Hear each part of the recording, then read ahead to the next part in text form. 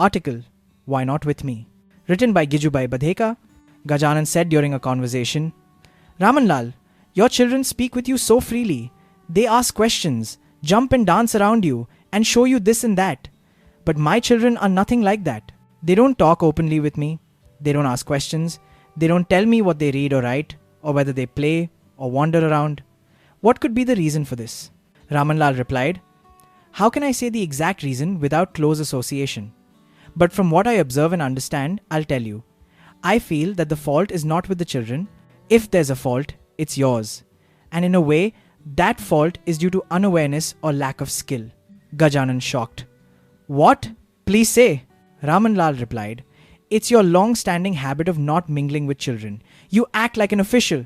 Servants, subordinates, everyone stays distant from you. Other lower officers too remain away. And your nature is also quite authoritative, sitting with a serious face. But children don't like such behavior.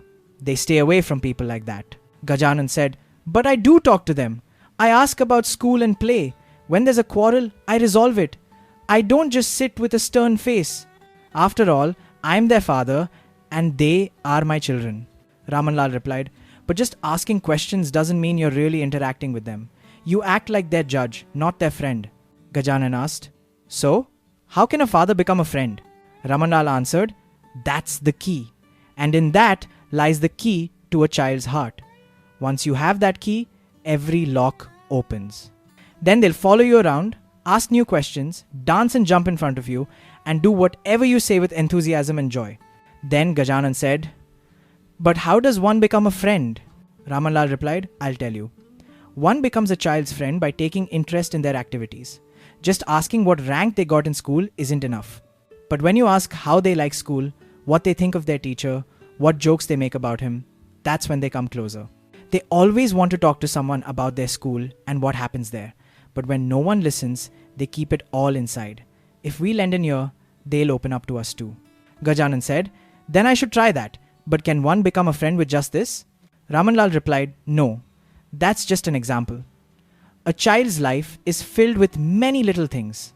We can talk to them about what they like or dislike, what looks good or bad, what pleases them or doesn't, what seems beautiful or not. They have opinions, preferences, and reasons behind them. If we take interest in knowing those, show sympathy towards their little joys and sorrows, and value their small actions, they start feeling that we are their friend. Only then does their heart blossom and open. Gajanan said, Your point makes sense. You seem to speak from deep experience. Ramanlal said, Yes, it is indeed from experience. Let me give you a couple of recent examples. My son has started collecting coins and stamps. When I found out, I immediately began helping him. I wrote to my friends to get him connected. Whenever I receive new stamps, I save them for him. I gave him several tips on how to collect stamps. He became extremely happy. Even more than a new pair of shoes or a cap, just a couple of stamps make him happier. We talk at length about stamps and the countries they come from. During those times, he beams with joy. I get to observe his personality and he sees me with even more respect. Gajanan said, You really do a lot. I need to learn from you. Truly, I have been acting like an official, sitting like a statue, showing off authority, but I don't know how to become a friend to my children. I must learn this. Ramanlal said, It's not that you can't do it, and there's nothing difficult to learn. We just need to turn our attention to it. Take our neighbor Triveniben, for example. She has a wonderful knack for becoming friends with children, and she doesn't spend all day with them. She simply knows their interests well.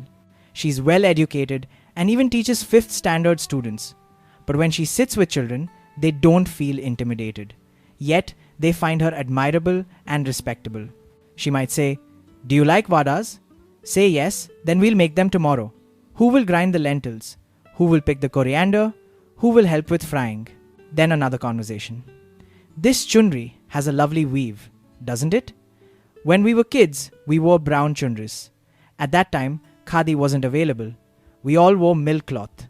Your chunri looks like khadi, doesn't it? Yet another topic. Do you feel scared in the dark? When I was little, I used to feel strange fears. But one time, Bapu made me sleep in the dark and I didn't feel scared. After that, the fear disappeared. Gajanan said, Triveniben really speaks well. She seems to know children's nature perfectly.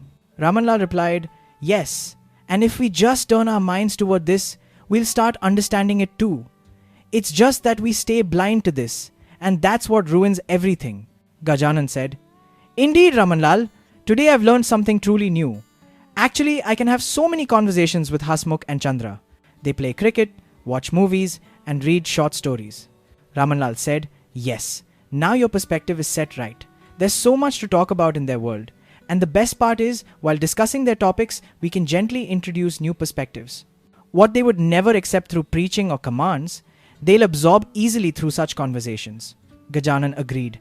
Absolutely true. Absolutely true. Ramanlal said, good then, no more today. Let's continue this conversation another time. Gajanan said, sure. Ram Ram.